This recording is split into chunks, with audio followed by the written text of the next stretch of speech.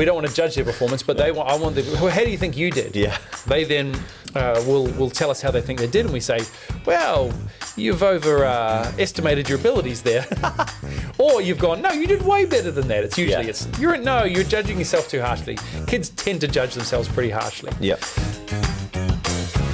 Welcome everybody to the Vault podcast. My name is David Wakerley, kids pastor at Hillsong Church. With me today, a special guest who I don't think has appeared on the podcast. Can you confirm that, Ben? I've not yet appeared. Ben, who is with us today, he is here as our little series of special guests that are coming in. I know if you're a regular viewer of the Vault podcast, you'll of course be missing Dan Learcher, funny man Dan. You probably may even stop watching, but don't. We do miss Dan. Don't stop watching. Ben's here, and he's every bit as good as Dan. He can't juggle as well, but man, can he do a balloon animal. Yes, can confirm. It's actually a skill. Ben, the history of this podcast is we need permission from Terry the Triceratops to continue the podcast and get it started. So what we need to do is salute Terry. Yep. And then if he nods, then we get the go ahead. It makes no sense, but we do it. Ben, we did it from the first episode, and it still makes no sense. I love it.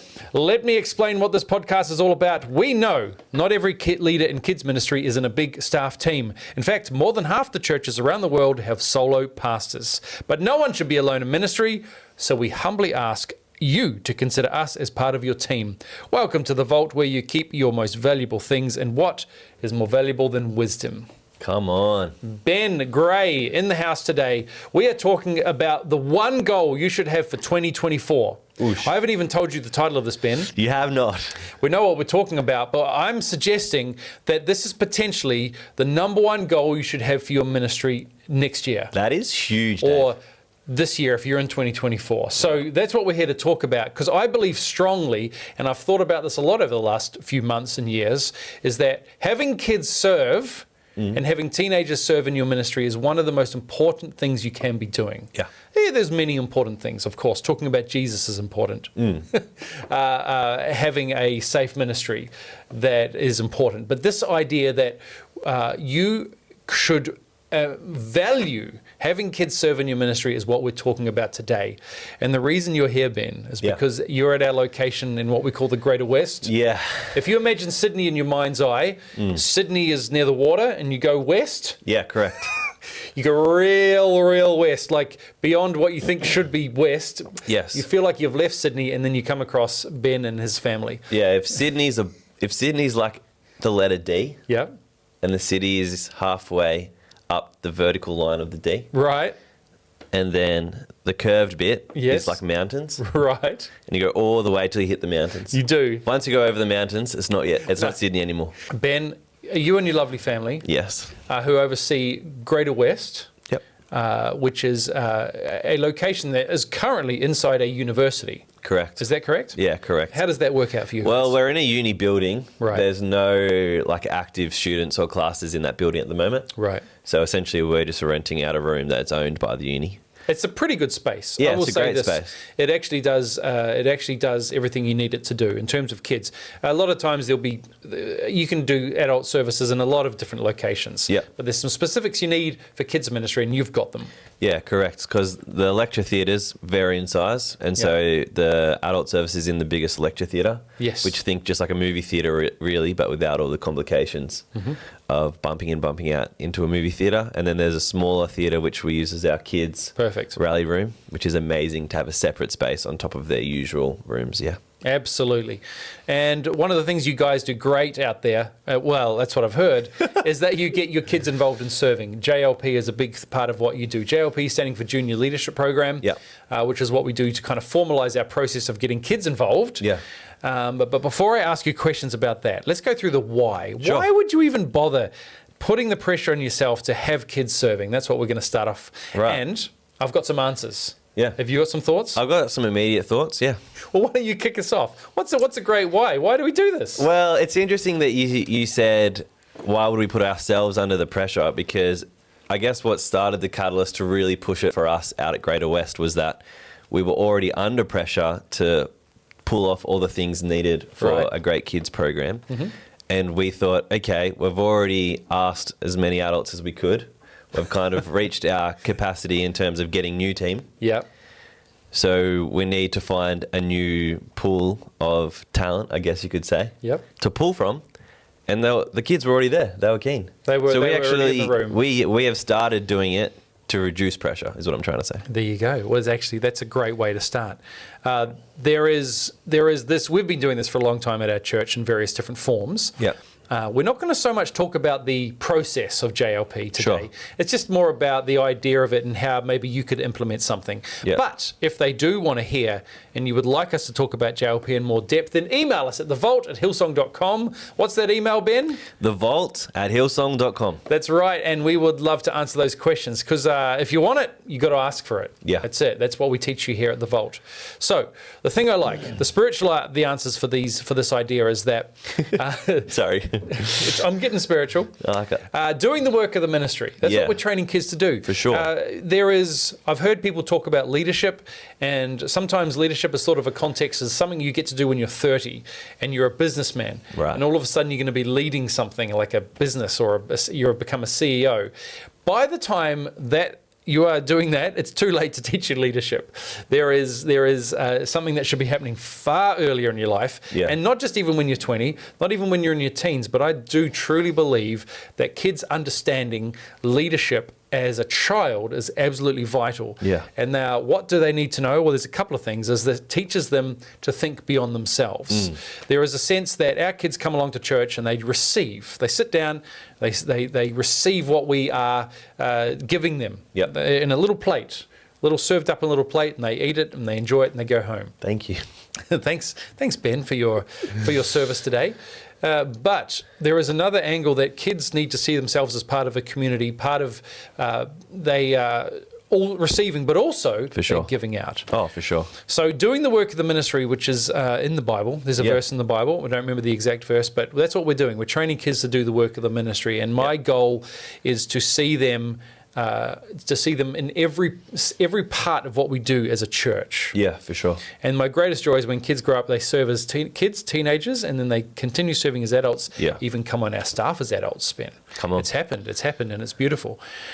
So that's that idea of thinking beyond themselves. They're making church great for others. They're also discovering their gifts.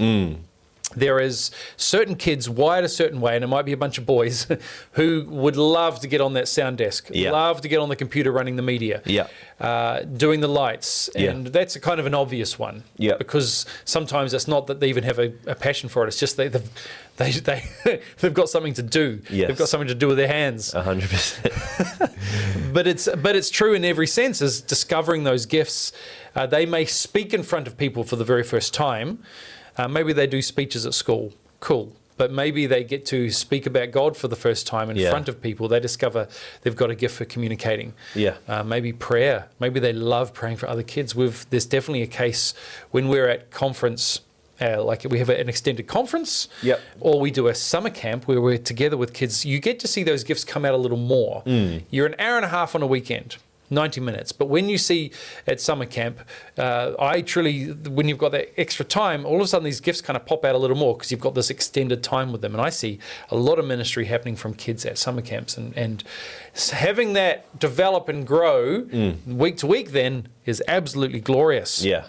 I'm going to keep going through some thoughts here, Ben. You can jump in whenever you like. Sure. But I like this idea of sometimes when you're with the team, someone's up doing the front preaching and then there's nothing else to do. Right. So there's team just sitting there listening. Well, this is also something that they can do to help keep training these kids that are serving. Yeah. So if it's a stage manager, Yeah. right, helping you, handing the Bible to you, getting the microphone sorted out, just a fun little role. Yeah. Again, some of these roles, you don't need them. Yeah.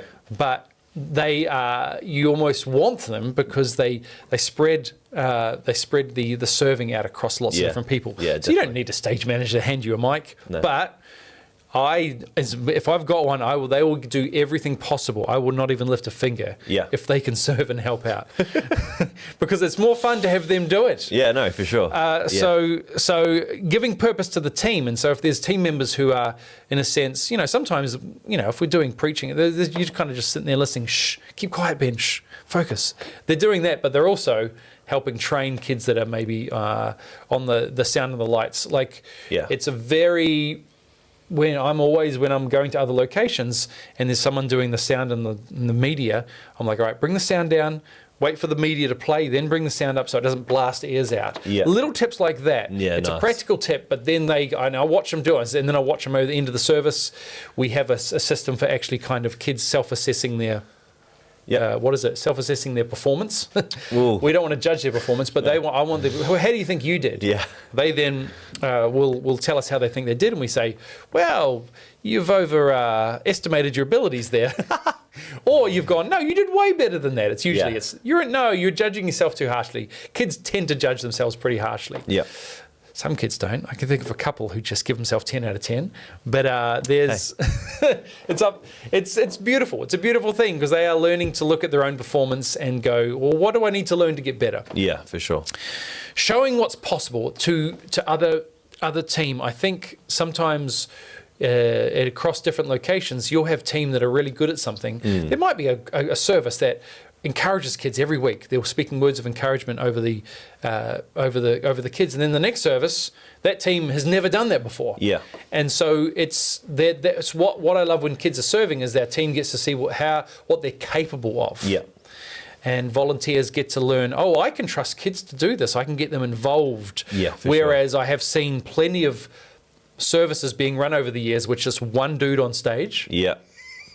And that he has got a guitar and he's got a microphone and him for 60 minutes straight. Yeah, right. And I'm like, not a bad thing. The kids are engaged, but man, how much more valuable over time is to have kids serving. Yeah, no, definitely. And my last thought before, Ben, you're going to give us some wisdom. I'm going to try. I've just been talking again. I'm sorry. I've monopolized the conversation. Look, it's all right. It's our first I've had time, some thoughts. It's our first time working together. I don't know if you want me to butt in, jump in, or let you do your piece. So it's well, you feel to butt in anytime you like, Ben. It's never stopped you before. The last thought I had is just that idea of generations. There's something that's very powerful that I think this can help, and that's having generations involved in your services. Yeah. That's one thing you should be praying and believing for. If you're in a church and it's a bunch of middle-aged older people serving, you want to believe for younger people to be serving. Correct. But I know in our church, a lot of the times there's a lot of younger people, 20-somethings, teenagers, younger, serving. And I believe we need to pray for older people to be serving and more, so that kids get an idea that church is a multi-generational thing. Right. And also treating elders with respect, like hearing their story. Yeah, for sure. So they learn as they grow to look at others' experiences and value them. Yep. Rather than, there's the old people in the church, don't talk to them. Yeah. They're already telling us to stop running around and be quiet. Well, this is a way to kind of break down that barrier. Yeah. So there's I think the why. Hopefully I've given you a good idea why you should do this. Have you got any other thoughts on why, Ben? Or have I covered it so you've covered detailed? The spiritual why, I think. Okay. And I mean, I think you've covered the why. So what you've said is you think I've covered the why. You have covered the why. Can I ask you some questions about what Let me you just do? say my piece, and then you can ask me some questions. How about that? Great. Well, you've said the same thing twice in a row. Yeah. Keep going. I learn from the best. So I guess I give a little bit of context to what I'm about to say is that my wife and I, Annie, have been at Greater West for 8 years. Annie? Yeah. Annie Gray, Gray. And so that's the first thing, that longevity is key in kind of any kind of growth that's sustainable. So you might think, that sounds like that would have been really hard for you in your context, but maybe we're making it sound easy. But it's just that longevity that has brought that, similarly with the team and things like that. My first, I guess, tip or reason why you should start, if it seems hard, is that once you kind of get the culture that the kids want to be a JLP, right, then they're just flooding you with requests, or at least that's how we do it. And we kind of have a year 2 cutoff is you need to be at least in year 2, grade 2 to start. Mm-hmm. But because all the kids want to be a JLP now, it's like the cool kid club or what have you. Got year 1's kindies asking us and things like that. And how we do it as well, we have a shirt, and so then we do. Even just putting on that shirt, the kids feel like, yep, I'm a JLP. Serving in church is awesome, and they just feel like they belong that little bit more. Yeah. I fully agree in terms of getting the kids to serve on all those jobs that usually you might think, oh, we probably need an adult to do this. Right. Because, okay, yeah, maybe for 3 or 4 months, your sound isn't going to be world class. That's okay. The kids probably don't even notice. But if you can commit to that 3 or 4 months of training, then you've just essentially bought yourself for free another leader in the room. Yeah, absolutely. And okay, in our context, well, actually, in all Safe Church contexts, you know, the leaders need to be over 18 and there's ratios and things like that. Yep. And so we focus on the adult leaders for the ratios, but the children leaders, the JLPs, to actually, like you said, be doing the work of the ministry. Yeah. So we see them as leaders other than when it comes to our ratio. Right. Which is super cool. Yeah. And again, I've found it easier to work with the JLPs and teach them, you know, basic things from how we run our graphic system, how to lead worship and not just be a good singer and things like that. And it's easier to teach them that when they've signed up to JLP. They know that I'm on a fortnightly roster. Okay, the first time they served, we just encouraged them and loved on them. The second time, maybe I gave them a tip, hey, your singing's great, but you're kind of just standing there looking like a rock. Yeah. So try this time, you know, just give them one little thing to work on. And then at the end of the service, did they work on that or not? Assess accordingly. Yeah. And the next time, hey, last week, remember, we talked about being just a little bit more animated because ultimately we are singing to Jesus, to God, and we're worshiping him, but we call it a worship leader because we need you to lead the other children in the program. And these are some tips to do that. Okay, cool. All right. When they've nailed that, you work on the next thing, which in my eyes for worship leaders is like the vocal leading in terms of, all right, guys, come on, let's all sing, or giving them prompts, let's raise our hands and worship. Or when we have what we call our pre-roll, everyone down the front, we're going to get ready to sing.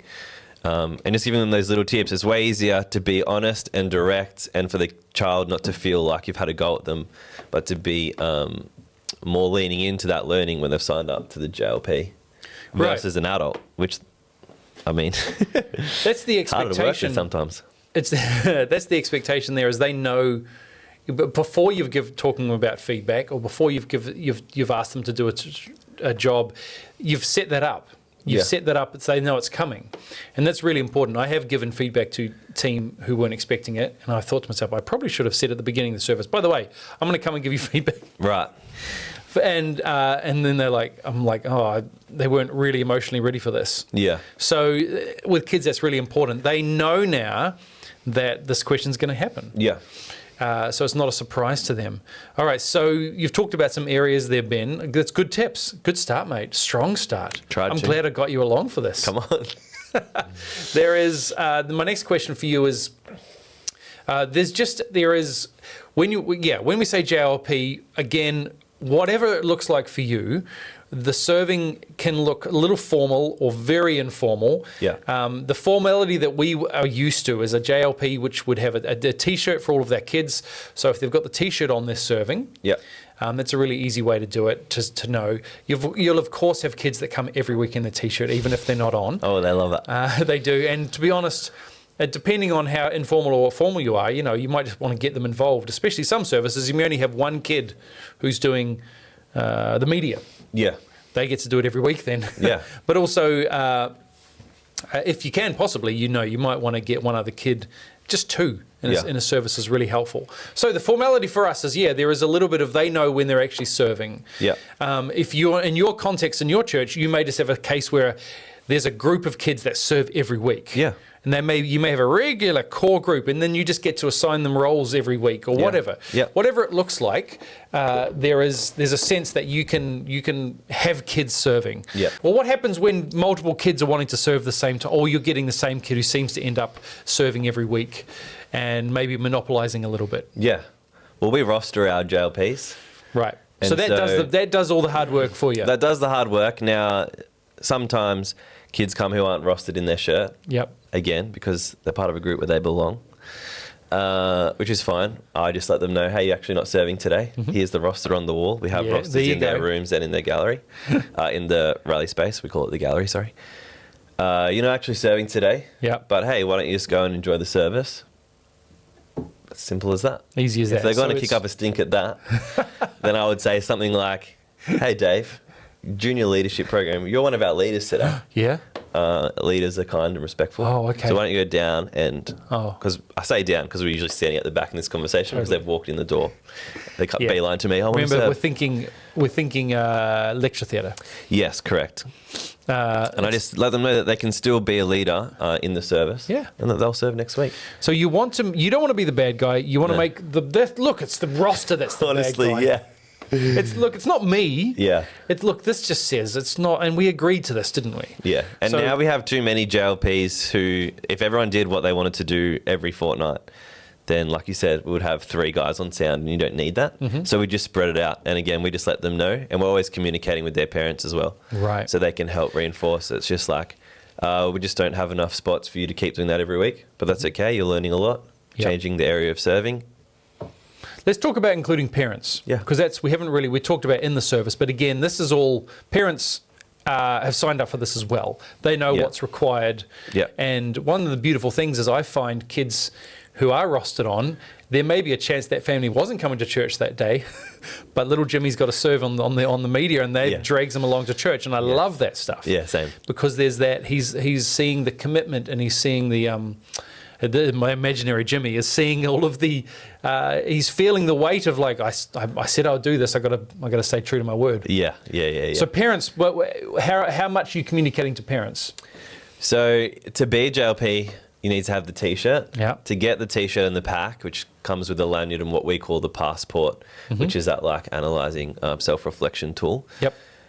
You have to go online and order one. It's $20. Now that essentially just covers cost. We've got to obviously order and pay for the T-shirts, Yep. pay for the lanyard, and then order for post. And we send it directly to the families, just so the child has that experience of they've got a parcel that they ordered. But that's the first step to getting the parents involved. A child is unlikely to be able to foot the bill themselves. So the parents involved from the get-go. In terms of how we communicate, at Greater West, we do a WhatsApp chat. Right. With all our JLP parents. The kids aren't in there. I don't think the kids have a phone, but even if they did, they're not in there. And so that's just called JLP. All the parents are in there. We post the rosters in there. And then the parents know that if they have a question that they'll post in the chat. Annie and myself are in that chat, but we actually have a JLP oversight who kind of handles the questions and answering those in there as well. But that's predominantly how we do it. Right. Obviously, allocations at a size where we have a great relationship with our parents. It's not like we don't know them well, just because we're not a huge service. And so most of the time the relationship had already been built. Let's talk a little bit about the lanyards and the T-shirts. So the T-shirts it's a T-shirt. Yep. Junior leadership, we know who's on. It's a beautiful thing. The kids wear it to church. It's lovely. Yep. The lanyard with our passport in it. Now, the passport is our, yes, as you said, self-reflection tool. And even this is a little more formal than you need to go. Yeah. I think a T-shirt is a real base way of saying we know who's on Yeah. and we know the program's running. Yeah. If you want to do some self-reflection, I was at Southwest 2 weeks ago, Ben, and one of our kids had it. And so for me, I'd never met the kid before. Or maybe I had, but I didn't know them that well. Yeah. And at the end of the service, said, "Hey, listen, I'll go through the passport with you at the end." Yeah. And they were doing the media and the sound, and he was actually really, really good. And I just went through that, and I said, "All right, fill it out." He filled out what Harry thought he did, and then I talked him through it, and I said, "Hey, you know what? You're pretty harsh on you. You did great today," and just encouraged them. Yeah, for sure. It was a 1-minute conversation. Yeah. And it's one of these things, though, that can easily fall by the wayside. Yeah. Would you say? Oh, definitely. Definitely. Just back on that in terms of like, I bet that kid loved that 1-minute conversation. Yeah, and hope so.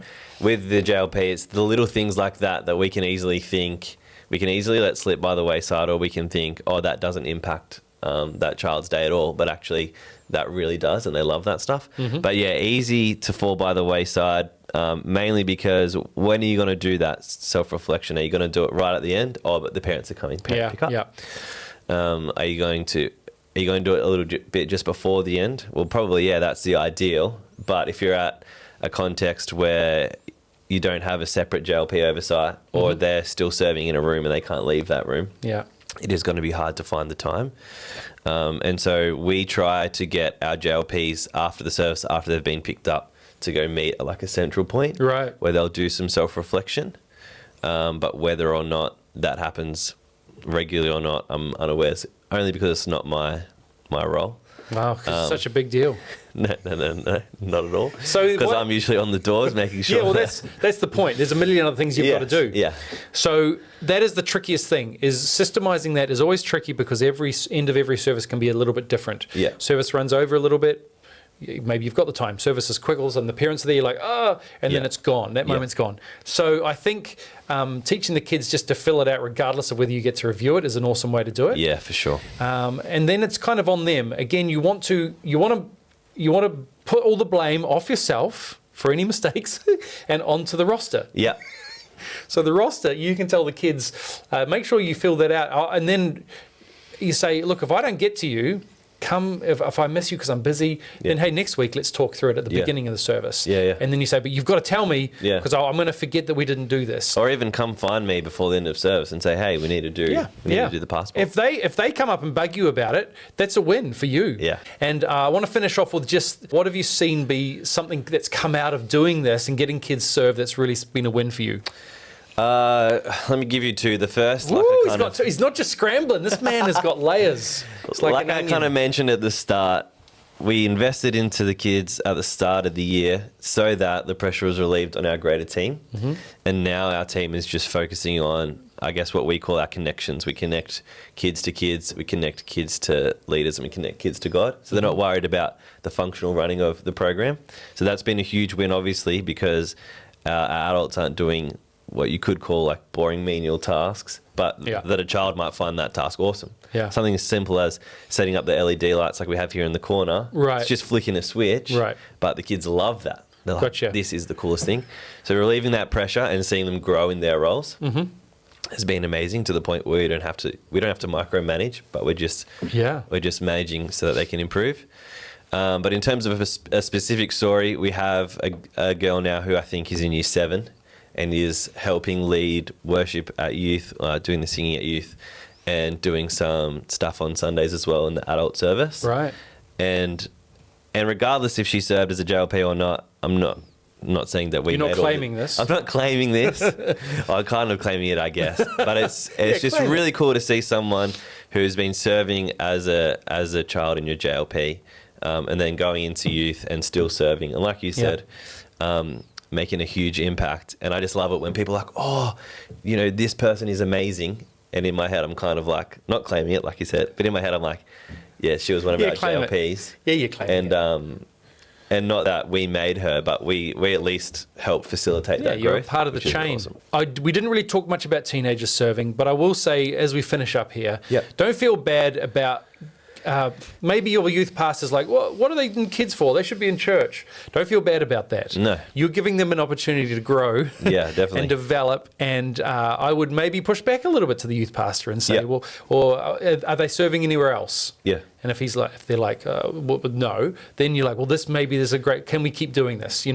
I would push, because I feel like a kid who serves, who does some kind of serving as a teenager, is building not just gifts and skills and giftings, but relationships that will then allow them to grow into adulthood. And there's not the sense that they kind of drift away during the teenage years because they're not contributing to the community. Yeah, exactly. So, hey, there's my final thought about teenagers and their serving. Ben, thank you so much for being here. This has been the Vault Podcast. We'll see you next time, everybody. Bye, guys.